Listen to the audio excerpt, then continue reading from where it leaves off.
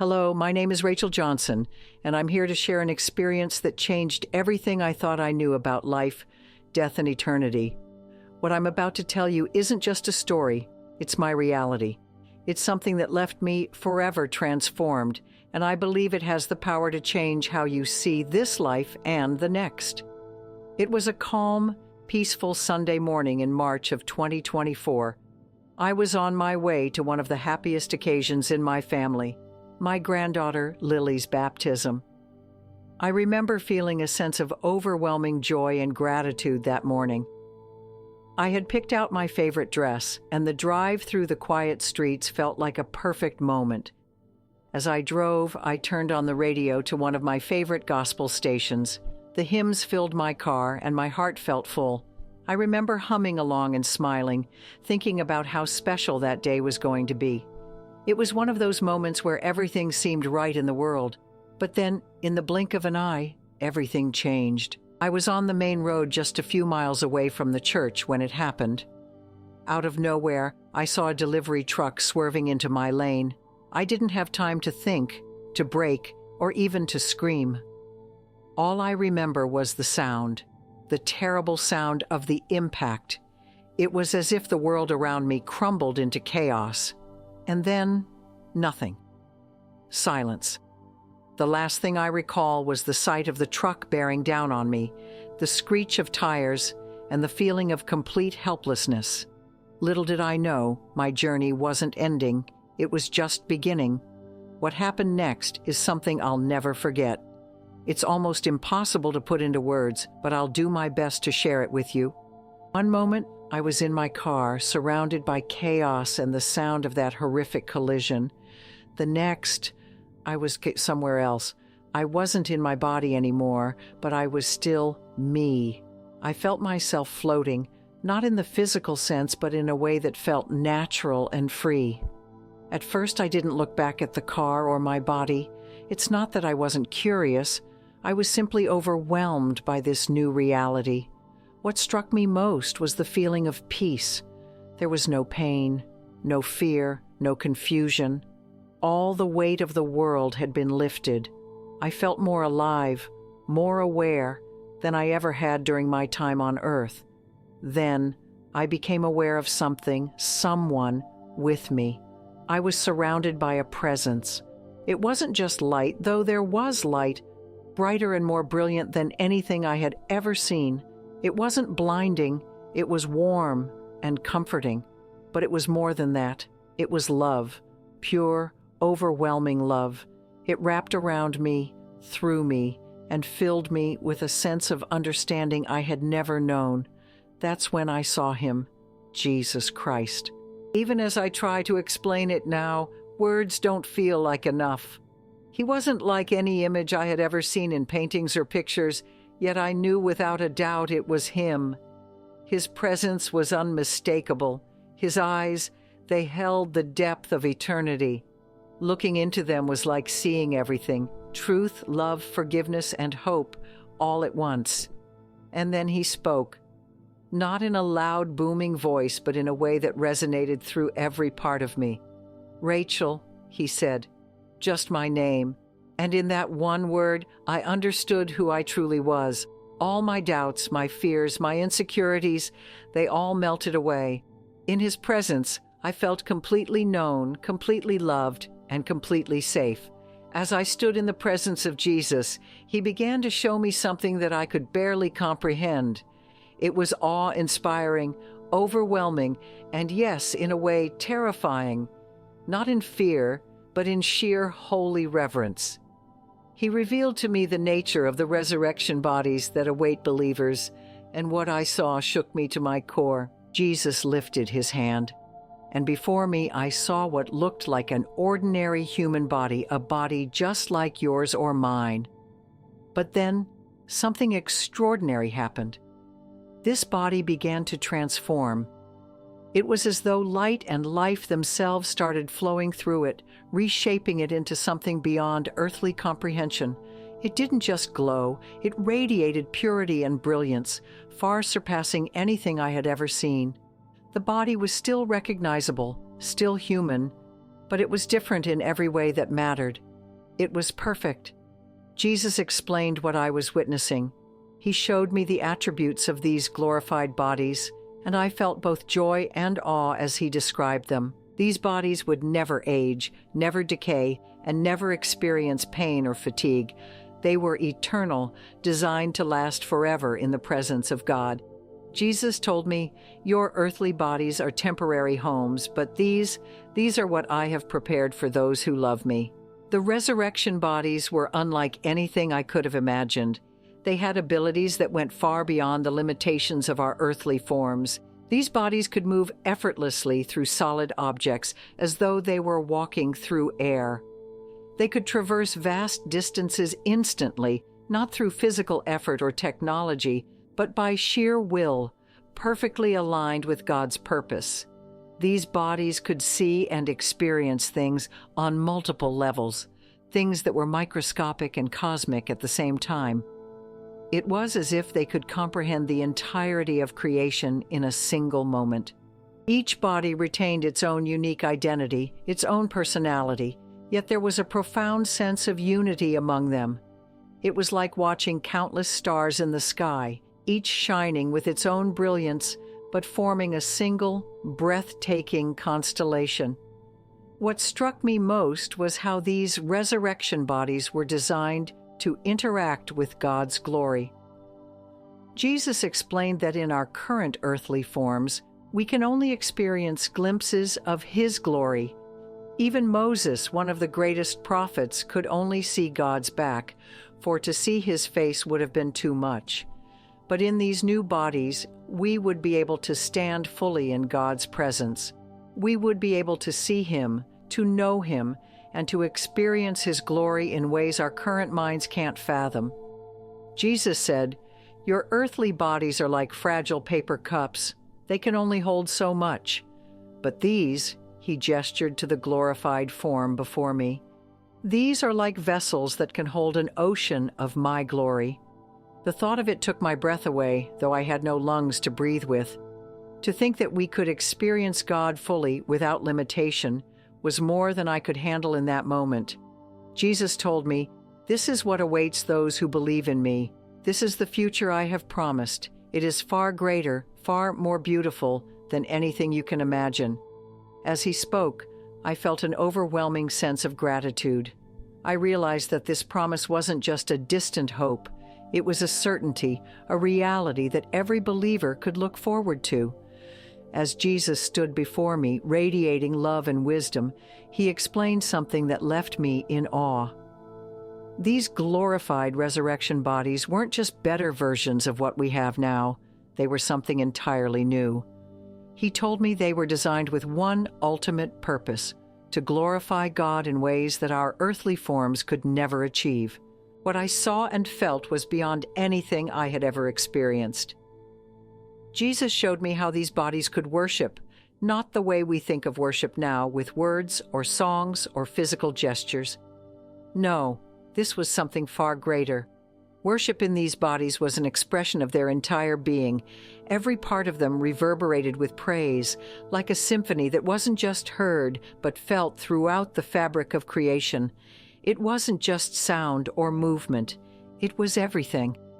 The very essence of these glorified beings poured out in worship, and it resonated across eternity in ways that words fail to describe. It was beautiful. It was powerful. It was holy.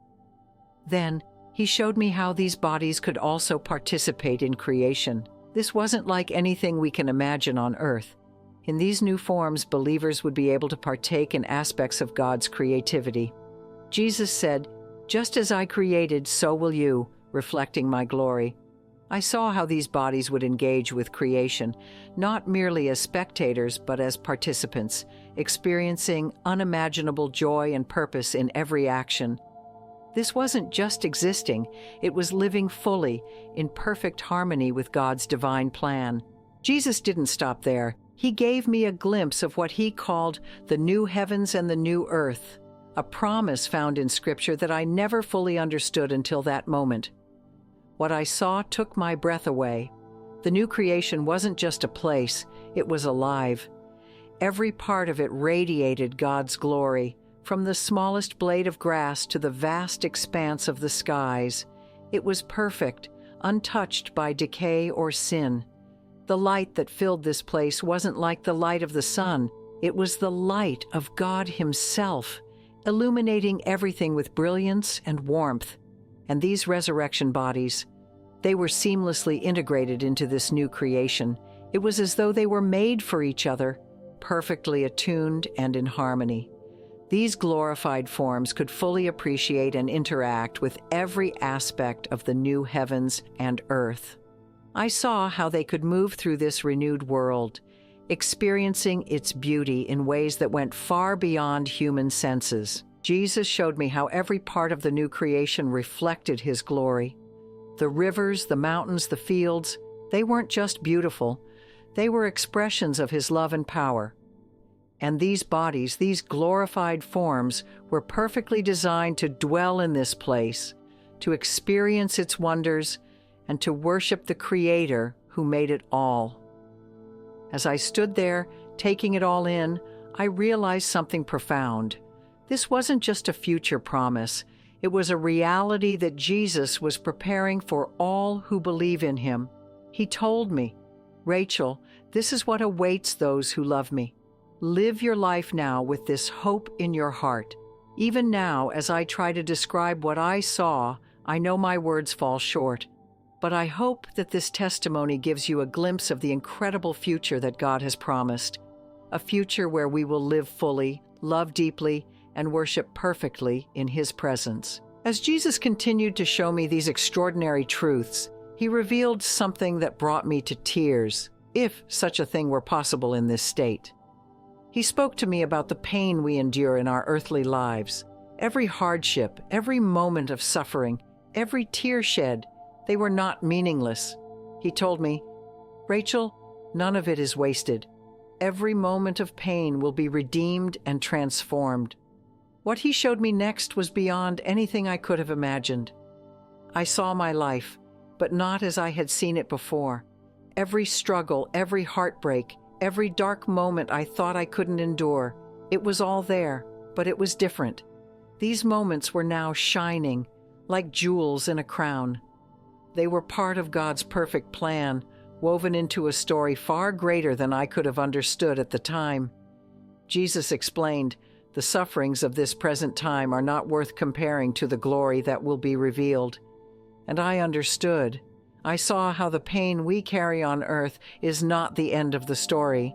It is transformed, redeemed, and turned into something that brings even greater joy and worship in eternity. I realized that what we endure now is preparing us for something far greater.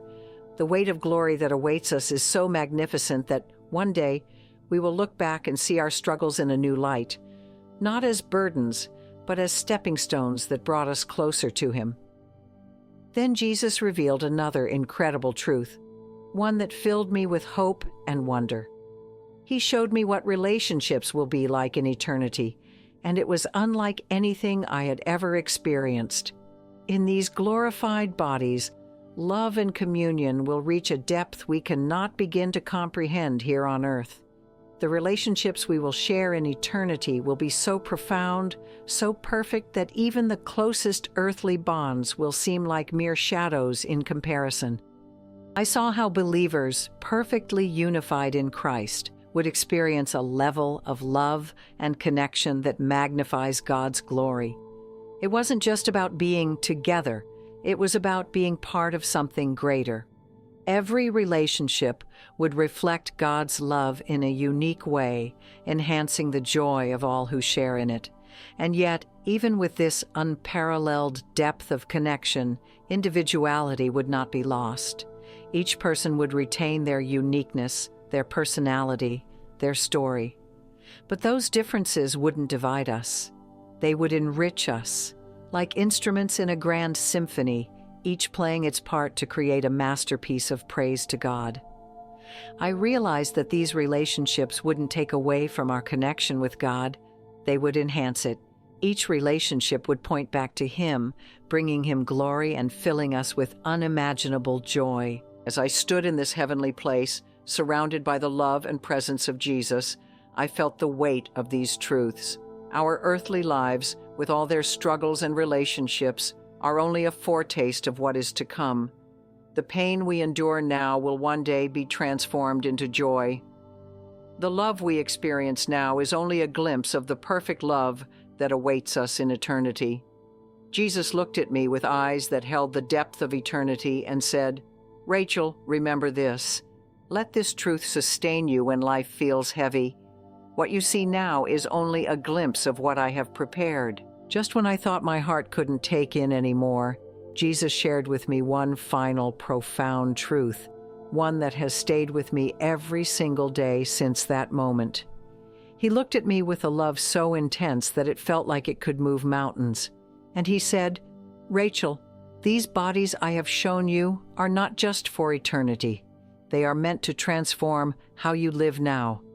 I didn't fully understand at first, but then he explained, the reality of what awaits us, these glorified bodies, the new creation, the perfect communion with Him, should change how we face this life. It should give us hope when we feel hopeless. It should give us courage when we're afraid. And it should fill us with faith when the challenges of life seem overwhelming. "Let this truth guide you," he said. "Let it sustain you in suffering and remind you that what you endure now is nothing compared to the glory that is to come. Live boldly, Rachel, knowing what awaits you." Those words stirred something deep within me. I knew, without a shadow of a doubt, that this wasn't just a vision or a fleeting experience. It was a certainty, a promise that God had made to all who believe in Him. And then, in an instant, it was over. I felt myself being pulled back, as if I were rushing through time and space all at once. The overwhelming peace and light began to fade, and I found myself back in my earthly body. It was abrupt, jarring, and disorienting. The first thing I heard was the sound of machines beeping around me. I opened my eyes to see the concerned faces of doctors and nurses hovering over me. One of them said, "She's back. We've got her." Later, I learned that I had been clinically dead for 11 minutes. 11 minutes. To the doctors, my recovery was nothing short of a miracle, and they were right. It was a miracle, but not in the way they could fully understand.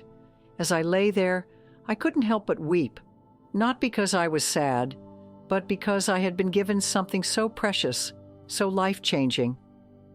I had been shown the reality of eternity.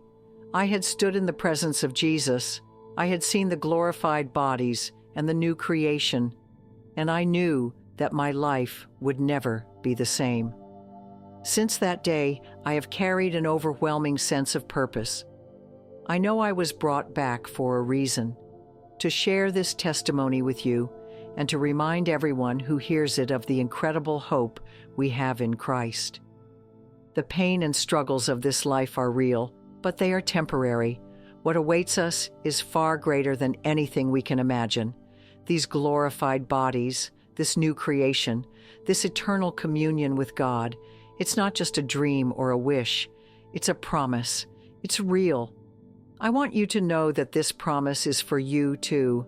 It's for everyone who places their trust in Jesus. No matter what you're going through, no matter how hard life may feel, hold on to this hope. Let it sustain you. Let it give you strength.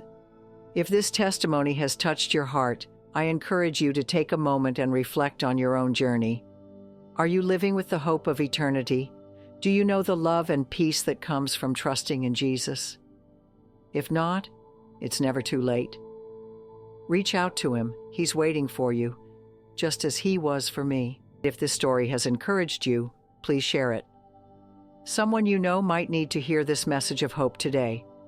Don't forget to like this video, subscribe to this channel, and turn on notifications so you can join me as we explore more stories of faith, hope, and the incredible power of God's promises. Thank you for listening. May this testimony fill your heart with the hope of what is to come, and may it inspire you to live boldly for Christ, knowing that the best is yet to come.